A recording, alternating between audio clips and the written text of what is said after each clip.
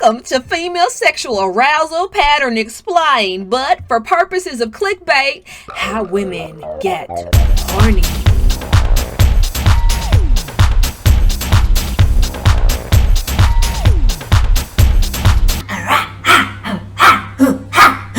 Alright, now that we've gotten that part out of the way, let's dive right on in, shall we? Masters and Johnson created a super comprehensive sexual response model that we're going to use today. It explains the act of sex in 4 parts: excitement to plateau to orgasm to resolution. For today's video though, we are only focusing on the first 2, excitement and plateau. During the excitement phase, a woman sees something or someone attractive. At this point, her pupils may dilate, her heart rate increases, her skin will flush, her lips may deepen in color and become larger in size. And this rush also reduces cognitive thinking, which is why in this phase, we often say and do things a little out of the ordinary for us. Now, most of us experience excitement several times a day, but usually nothing goes down and that kind of just goes away. When we actually engage with another human being or we're on the computer and we see something particularly interesting, that is when we move into plateau phase.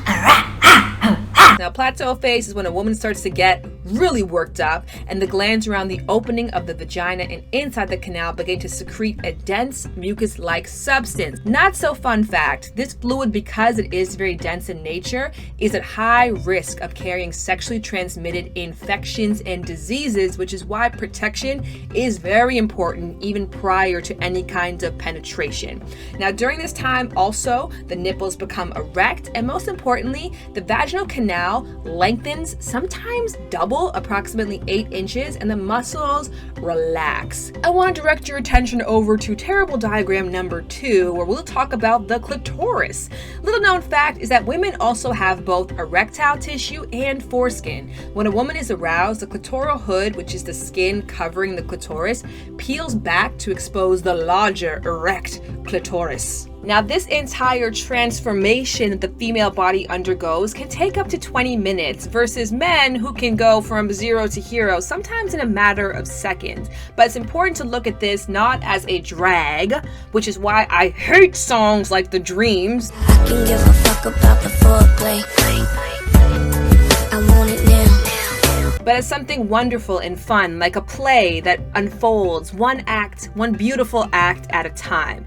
Also, what's super important is if you skip this part, a lot of women complain that sex is uncomfortable and painful. That's right, dry, tight, the cervix is hanging too low. And when sex is painful, it is not desired. When it's not desired, you end up not having a great reciprocal sex life. So now that you guys have the basic facts, I urge you, start asking questions or experimenting with your own body. How does your own sexual response cycle work? How does arousal work for you? How long does it usually take? And what do you need? All of these fun answers to these questions will allow you to get the most out of and enjoy the experience in order to get to the orgasm phase, which we won't cover in this video, but stick around, kids.